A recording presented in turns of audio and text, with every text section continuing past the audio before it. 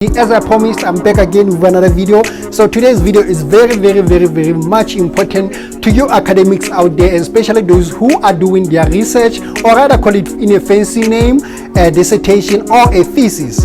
So this is particularly important, this video, because it's going to improve your research or your dissertation 10 times more than you have been doing it. So let's just get into it. You wanna know how I got 80s in most of my assignments and the highest being 98 when I was doing undergrad? You are in the right place. I'm going to show you how to use programs to make your life easy. So welcome to my studio. I'm gonna do a tutorial on how you'll do your citation and reference list in just click of a button. For this tutorial, you're going to need three things, which is Google Scholar, Microsoft Word 2016, and Endnote X9. Endnote is a software that I'm gonna show you how to get at the end of this video, so stay tuned. First of all, you want to set up Google Scholar settings to allow us to export an Endnote supported file by going to Settings, Bibliography Manager, and tick Show Links to Import Citation into and choose Endnote. This will give an import to Endnote option when searching for articles in Google Scholar, and these settings will forever be there since you want to work with it for a lifetime anyway. Next, we want to look for documents that we search for in Google Scholar. Let us assume that we are doing a research on COVID-19. So we want to search for COVID-19 in search box. Let's assume that we read this text and we like it and we want to reference it. You will click Import to Endnote option we created earlier and the file will be downloaded. Double click on the file after downloading and Endnote will be opened automatically. Click the article and make sure that it's highlighted in blue. Go to your Microsoft text and you want to cite and hold Alt key and press zoom. Your citation together with the reference list will be placed in just a second. Look at this, amazing, huh? My suggestion is that you cite as you write. This means that every time you paraphrase an article, cite it by repeating the steps that I've just shown you by going to search for that article in Google Scholar, downloading a file, double clicking it and holding Alt and pressing number 2. I'm aware that you may be using your school database to get articles such as UJ database, but I suggest that you use Google Scholar to obtain the reference list of those articles by copying and pasting articles titles to Google Scholar and repeating the process. Now let's get into details. First thing you'll notice that Microsoft Word 2016 is having Endnote menu at the top. This means that Word and Endnote are linked together. This is done automatically when installing Endnote. What I only suggest you do from this menu is that you go to Preferences and tick on opening Endnote when starting Word. I guess the message is clear, guys.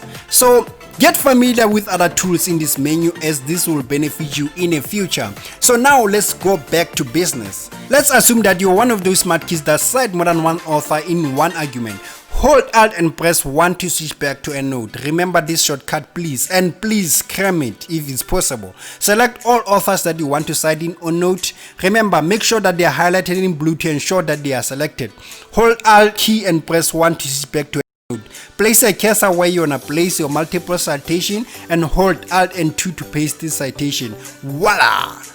All the citations and reference list of all three authors are placed. Note that when you delete a citation, a reference list link to that citation will get deleted as well. This saves you a lot of time. Let's try another example. Let us assume that you want to place a page number in our first citation that we did. You want to click a citation and it will highlight in gray. Hold Alt and press 6. The window will pop up and enter page number you want in a page box. Sometimes you want to put according to in a citation instead of this citation that we well know.